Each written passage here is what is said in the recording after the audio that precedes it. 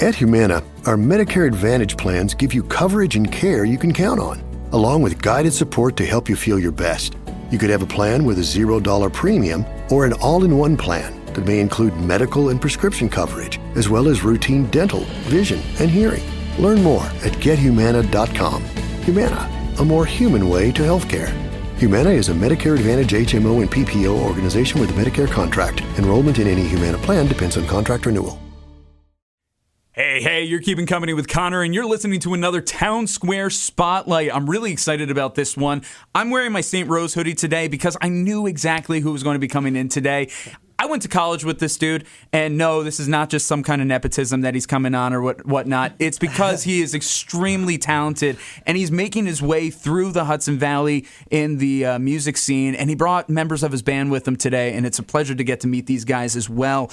We have a lot to get through today, so I'm excited. I'm just going to introduce them. We have the John Newhall Band. We got John, we got Joe the drummer, and we got Sean the lead guitarist. We got all three here in the studio. Guys, how are you? So good. Appreciate it. Thanks for having us. Yeah, this is awesome. Yes, in the most real way. Thank you. Yeah. It's great to have you in here. Honestly, John, it's cool to see the stuff that you've been doing post-college and everything. Yeah. It's been great to follow your stuff. It's very inspirational, the fact like how hard you're working out there and getting everybody together. I think it's so cool.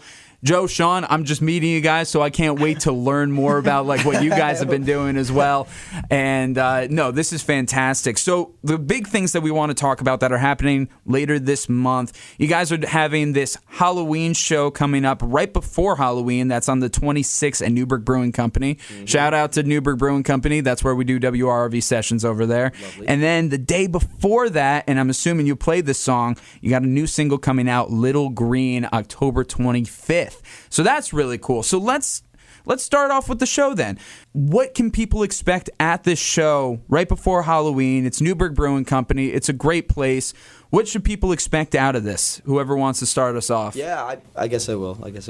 That's John, by the way. Yes, yeah. Lead singer goes. Oh, stop. Yeah, but it should be a really good time. When I first contacted the brewery, I'd say maybe about 3 or 4 months ago, and they just to kind of try to get my foot in the door, and they were so welcoming. They gave us a date in August, and we kind of turned it, instead of just us playing for 3 hours, we kind of turned it into this festival-like thing, kind of celebrating the arts in the Hudson Valley. And we had an awesome turnout, and then Paul and the team at the brewery, they said, come back in. So we got, it's the October 26th show should be a really fun time. We had a lot of people, hopefully a lot of costumes too. It's Halloween weekend, yes, the 26th. But yeah, it's a good time. I had a good time last time we played. Great time, great turnout. Yeah, great turnout. For our show next time, it's just gonna be the same thing. We're gonna be bringing it back, some great music and stuff, and please come. It's gonna be a good time. Debut single. Debuting the single, of course. That's going to be a lot of fun. So as you said last time with August, you guys had other bands in. Are there other bands that people can expect this time that are playing along with you? Yeah, today. This time there's going to be a band with us called Golden Formula. I actually used to work at, talking about the Hudson Valley, I used to work at the School of Rock in Beacon. Oh, nice. And his name is Jared. So Jared's a drummer in the band, and they're lovely. I've heard them a couple times. And so I texted him. He's like, yeah, of course, we'll bring your band. We'll bring the band and everything. So they'll be there with us. It should be a great time. And fun fact about the brewery, I think they still have Sean's credit card over there. Did you lose your credit card there? So I opened a tab actually because the drinks were on the house for the musicians, or it was a discount or something like that. So I was going to take advantage of that. And I guess after the show, I kind of just packed up and left. Forgot to get my card back. It's still there. Yeah, that's the real reason we're playing again there. You just need to get your card back. That's what you need. Might even stop by on the way home. Honestly, you could. Well, one thing's for sure. I hope they're not racking up your tabs. Just anybody buying this is like, it's under Sean, and they just grabbed the wrong Sean or something. That would be terrible for your bank account. Holy crap. You can lock your card and stuff. Yeah, that'd be bad. Yeah, no, there you go. I'm glad that's working out. And, of course, we got the debut of the single, Little Green. What is this song all about then? Little Green, that's a very interesting kind of title that kind of gives me an image. I don't know if I have the right image. Sure. We're in fall, so I'm expecting more yellows and reds and stuff like that. But here you are inserting some green. So can you tell us about Little Green? What's the song all about? Yeah, I think at least for me, it really symbolizes the first kind of moment of collaboration that we've had on a piece of music. Going up until the point, I think so we're in October now. Up until the point of about May, I was doing all this kind of on my own, all the music stuff and everything. And then there was a very specific gig, and they said, "Hey, you have a band, right?" And I said, "Oh yeah, of course I have a band." I didn't have a band. So I called these guys, and I called Joe actually, and I didn't even know Sean. Joe knew Sean, so we brought him along. He's sick. Everyone's sick. We're lovely. And yeah, this is the first, I guess, piece that we really got together and kind of did ourselves. Like I had an idea, brought the show, Sean, sorry, and then yeah, we all just kind of do our own things on it, which I think is really cool. That's awesome. Guys, do you have anything you want to chip in about that, what the collaboration was like working on this song? Yeah, I mean, it's tough, everybody's got their own thing going on, so it's very homemade. Like, we're literally sitting in our bedrooms recording. For the drums, we tracked that in the studio, but, it's a lot of back and forth. I mean, we have, 20 different versions of the song saved to our files, so it's, a lot of back and forth, but we're happy with how it turned out, so. So with one of the first things of collaboration that you guys have done together, how long would you say that this track had taken? You sent me. You started off a voice memo. Yeah, I think I still have the voice memo. I think I don't even think I knew Sean before we started. Actually, before I came up with the riff or whatever. It had to have been the week after the Falcon. I think you sent me it. Sure, and that was late May, early June. No, I think that was early June. Sure. Yeah, it takes a while. It does take a while. Yeah. Honestly, even still from June to now, that's still pretty quick for some artists. Yeah, I'm not gonna lie. We're kind of hoping to we're trying to mix and master another one by the end of October, and that's kind of stressed me out a little bit actually. But we'll get it done. No, I feel you. I understand. You want to try to hit all the algorithms and try to make sure everything works that way. So, John, something that you brought up already that I wanted to get into, you were doing a lot of this yourself solo first, and you were doing a lot of social media promotion, and one thing that you did, you kind of made the Hudson Valley your backdrop. Yeah. One thing you're really good of is if you're near here or here or here, and you show up to all these places, and of course you've probably seen him online with the red microphone, his signature red microphone. Got it here today. Got it here today, exactly. What made you think of doing that as a promotional stunt, and what did that do for you? Because it looks like it's been pretty positive. Yeah, it's been lovely, and I'm not gonna lie. I think I started kind of this musical journey of mine in about November of last year, so about a year. And for the first 3 or 4 months, I was putting out music, and my friends were like, "Oh, that's so cool," and then kind of went radio silent. And then I put out another song, same thing, and finally, someone reached out to me on social media, and they were like, "Hey, we have a show for you. We'd love to get you involved." And I was like, all right, well, I got to do something to kind of change up the way things have been going. So, yeah, I tried a bunch of different things. I tried, writing a song about the show, and that flopped, so that didn't work. And then it just kind of hit me. If you live near Beacon, New York, which is where the show is, come to Beacon. It's not that far. Please come see me. And it really worked. And on socials, it blew up. And it made me kind of think, if you can win in your own backyard, it's so much easier to win other places too. Yeah. So that's still kind of the approach I'm taking to the promotional side of it. But yeah, and it's funny because I did see someone pretty recently do the same thing, a similar thing in the Hudson Valley. If you know where this is, and I was like, oh. That's good. That's good, you're a trendsetter. I guess. Sure. You're a trendsetter. Yeah, whatever. But yeah, it's cool. It's cool to see some of them. That it's working, I guess. So how does that work with your time? Because I've seen some of the places that you hit up, and it's oh, that's a long drive for him. It sure is. Yeah, well, the thing is, even still, even through the whole time, and now I'm a music teacher at a school. So 9 to 5, I'm hustling away with the kiddos. So 5 o'clock hits, I'm out that door. I'm like, how can I be productive today? Yeah. And I guess once or twice a week, it's content. So yeah, I'd be driving. I'm sure. What school are you at? Oh, I'm at I actually teach at Bishop Dunn. Yeah. Yeah, it's right on the Mount campus. Yeah, absolutely. It's lovely. Yeah, the community there, the students, the parents, they're lovely. So Oh, wow. A lot of Catholic school ties here. You were just talking about your Catholic school ties. You were at Lourdes. Where did you say you were at? You were Sacred Heart? Yeah, Sacred Heart University. Sacred Heart University. So you got some Catholic background. I was just saying before, I was at St. Peter's. Yeah. Did you go to Catholic school at all, I did John? not. Okay, so you work at one. But Okay. apparently the Lord is with us here today. Apparently so. Jesus. Amen. Here we go. Baby. I said amen, baby. Yeah. Amen, baby. Absolutely. No, so I think that's cool. And yeah, definitely through the social media, it's definitely helped you get around. I know other people have picked you up. We featured your music on just the website, of course. It's nice to actually have you behind the mic now. Which, by the way, was probably the most helpful thing that has ever happened to me to this point. So thank you so much for that. That was insane. Yeah, happy to be able to help that out. So now we're able to do it again, even bigger now. We actually have you on the mic. We can hear your voice and everything. Yeah. And now I want to hear from Joe and Sean. What is your connection here to John? How did he rope you in? How did he get you into indentured servitude to be working in this band and doing all of this with them? It sounds like, Joe, you were the initial connective tissue. So let's start off with you. How do you know him? And then, Sean, we'll get into how you got involved with all this. Yeah, so I first met John, sophomore year of high school. Yeah. We did School of Rock in Walden, which is basically they put you in a bunch of bands, bunch of kids go in a bunch of bands, you play covers, you put on a show at the end, whatever.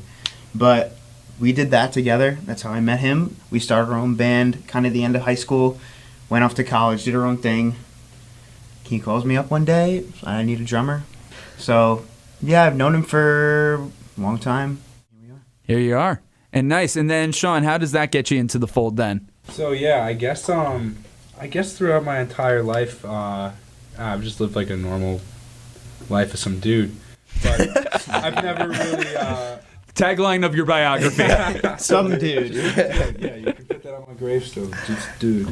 But yeah, I've always had just a weird connection to music growing up all the time, and when I started playing guitar, it was kind of a natural attachment to it, but I never really grew up around musicians or people who wanted to start bands and do music, so kind of until the past year, it's kind of just been me, like, just in my room, just playing along to songs I like and stuff, and, you know, I go out and stuff, but most of the time, I've usually just been in my room playing guitar, and when I got to college, I met Joe, and my friend Pat was like, there's this guy named Joe, he's great at drums, he loves playing Motley Crue and stuff, and I was like, this is great. So we got us in contact, and we were jamming out. We jammed out like once or twice, and then probably a couple years later, they were decided to start the John Newhall Band, and I guess they were looking for a guitarist, and Joe was like, oh, I know this guy Sean, like he might still play guitar and stuff, let's see, give it a go. Yeah, I wasn't even sure. I mean, I'm sure you still play, but I didn't know how serious you were, so. Yeah. But I was like, you know, I remember you shredded. Yeah. That one time we played in my college basement. So, sent him a little text, you know, here we are. Yeah, and I was so hesitant too. He goes, I think I know this guy. And I'm like, oh, jeez. But then it's crazy to me that you've never really played with anyone before, because he is insane. He is phenomenal, and it is, it's shocking to me that this is the first real kind of thing you've done. Yeah. So, Sean, what's that like for first round of collaboration like this, being in a band? What's that like for you? So, I guess I had some type of pre-experience when I was in high school. You know, I was in, like, music classes and stuff, and we'd do some concerts just, like, with students, and just, like, not crazy songs, just, like, basic stuff, and I guess I got kind of comfortable playing in front of people, like, standing up and stuff there, but never like collaborating with people, working on songs, giving ideas and stuff. So this is the first time I've really just like gone out and traveled kind of by myself and have done this whole thing. And it's kind of like exploring a little bit into the unknown. It's been like, you know, I remember the first kind of month I was like, not scared, but definitely a little hesitant. Just like, man, like this could be pretty cool. I hope I'm good enough. I hope I've played enough and stuff, and it seems like everything's been working out all right. So here we are. I'm happy to hear that. Now, Joe, I'm moving back down the line. I'm getting back down to you, John. But Joe, so now here you are. You've jammed with John before, and you've jammed with Sean. You've had this experience. You've had a little more collaboration here. And as you said, say less. It didn't take much to get you involved with this then. So what does your feelings of collaboration prior to this? how do you feel like that's helped you get to where you are now with this group? Yeah, I mean, I think the most important thing in terms of like the creative process is just messing around, honestly. Like, it's like, that's the one thing that we did a lot of in School of Rock, which was like my first Real exposure, yeah. to playing with people. And a lot of that was just, jamming, like messing around. Oh, that sounds good. Like, oh, this is cool. Like, and it starts with like a cover. You start playing a song, put that together, and then like, you just kind of, oh, well, what if that is this, and blah, blah, blah, change that, blah, blah, blah. So that, I mean, it's a lot of just jamming and just seeing what works, seeing what sounds good. And like, I heard Chad Smith from the Chili Peppers talk about this. He's like, a lot, like, they write their songs solely just off of jamming. Like, that's how they write, is just playing. Oh, well, that sounds good. I like that. Well, what if we tweak that? So it's like... And one of the best rock bands of all time. So that's successful, influential bands of all time. And if they do it, like, well, they got to be doing something right. So. Yeah, I love that. Yeah. So, John, back to you. I know you guys can't see this, but I'm just going back and forth but down the line and everything. John, I know a little bit more on your background in music, the fact that we went to college together. You were a couple years behind me, but right from the get-go, you were able to form a really incredible band, and you guys did some really awesome shows. I remember that first open mic that you guys debuted at, and I was just like, these guys just met? Yeah. It's like, God, how did they pull this off already? So you've had plenty of experience either like leading bands, co-leading bands, writing for bands and all this. So how do you feel like that experience like back at St. Rose kind of helped lead into now the John Newhall Band? Sure, yeah. I think specifically like with the one at St. Rose, we were searching for satellites. That was our name. Unfortunately, we've kind of all gone our separate ways, which is good. I mean, we all do our own thing, but the pandemic didn't help with that. Yeah, I think that's why. Whatever. But everyone, I think, in the group had this ambition, this feeling, saying, "Okay, this is what we want to do. This is why we're here." And like you said, it was like 6 days into college, and Connor Walsh was hosting an open mic, I think, yeah. And then we played and. We took forever to set up. I remember we had you 7 weren't guitars. that bad. Yeah, I think so. No, you weren't that bad because we've had way worse. Yeah, I don't know. When you came in, I was like, damn, what are we going to do with this guy? I remember. I was like, but you weren't that bad. No, but it's been lovely, and I think the really cool thing is that drive, that ambition that I'm talking about. I had it then, and for whatever reason, life took us our separate ways. But I very much feel the same thing here with these guys too. And I think the thing that I want to really emphasize too is that it's not my band. I don't want to feel like it's my band. It's very much an us thing, because the only reason that the name is kind of sticking the way it is because, like you said, there is traction, and I think collectively we just don't want to lose that. But again, I'm a third of what's sitting here in front of you, so I think that's very special to awesome. be part of. Yeah. Yeah, John is a very humble man, but he is the man. So, Do not He's forget the that. man. He is the man. So I was going to ask, I wasn't sure if this was the complete band or just part of the band. Is it a trio right now?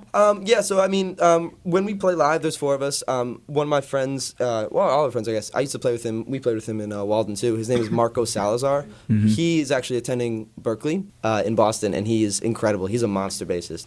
But again, he's there in Boston. He commutes for the gigs, which is so cool. But we've been doing all the writing and stuff. And, Gotcha. Yeah. So yeah, he's a part of it, but it's tough, college sure. right now. Absolutely. Yeah, for sure. Yeah, he's lovely. I mean, nothing but great things to say about Phenomenal player. Marco, who I know Best is. bassist I've ever played with live. Really? Yeah. It's not Wow. close. And I feel that about everyone. I feel that insane drummer here. I know you can't we don't have a kit right here, but whatever. That's fine. A crazy drummer, crazy guitarist, crazy bass player, and there's little old me screaming Weezer at shows, and people are buying it. So I'm like, all right, something's right. I guess. Something's meshing. Yeah. Yep. We'll include a little preview of the song if you're okay with it, and we'll include it online for people to hear. That sound good? That'd be lovely. Yeah. Amazing. So that's something I want to talk about now, and I'm glad that you brought this up. The fact that it is the band experience. Yep. And I want to ask, everybody in a band, as I've learned,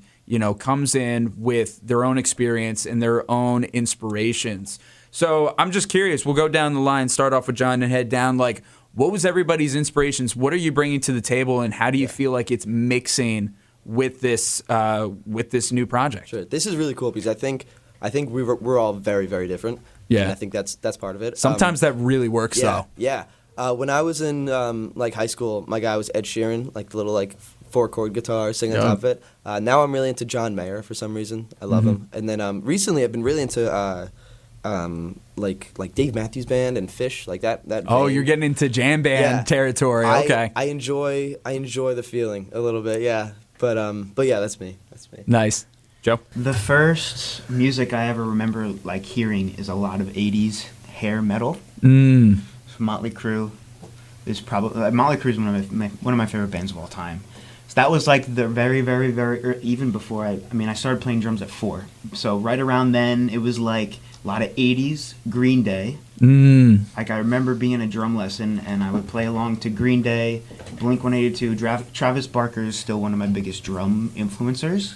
I feel like I take a lot from him. I try to copy him. I'm like, it sounds bad to say copy. But, No, you got to learn from somewhere. Little things from little people. Yep. And then, like growing up, all my dad would play is heavy metal, so I listened to a lot of Octane, Sirius XM Octane. That's all that would be playing in the cars. So a lot of heavier stuff. But then, as I kind of like found my own stuff, in high school I listened to a lot of hip hop. Okay. Hip hop is very like influential in the way I play. It's pretty easy to catch on to. You can kind of hear that.